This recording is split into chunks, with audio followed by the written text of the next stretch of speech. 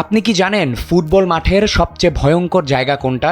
একদম ছোট্ট একটা অংশ বিবেচনায় নিলে উত্তর আসতে পারে পেনাল্টি বক্স, কিন্তু না, এটা হলো জোন 14।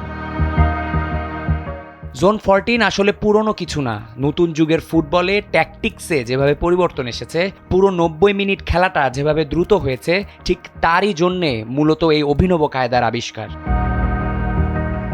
এখন প্রশ্ন হচ্ছে, জোন 14টা আসলে কিভাবে নির্ধারণ করা হয়? মূলত গোটা ফুটবল মাঠটাকে সোজাসুজি ভাগ করা হয় 3 ভাগে এবং আড়াআড়ি মোট 6 ভাগে ভাগ করা হয়।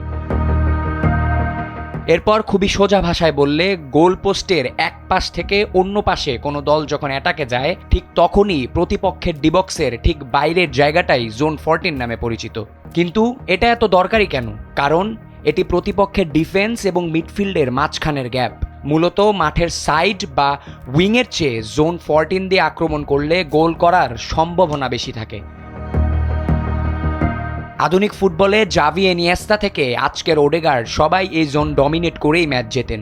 সহজ কথা, যে জোন 14 দখলে রাখবে, ম্যাচের নিয়ন্ত্রণ তাদেরই হাতে থাকবে।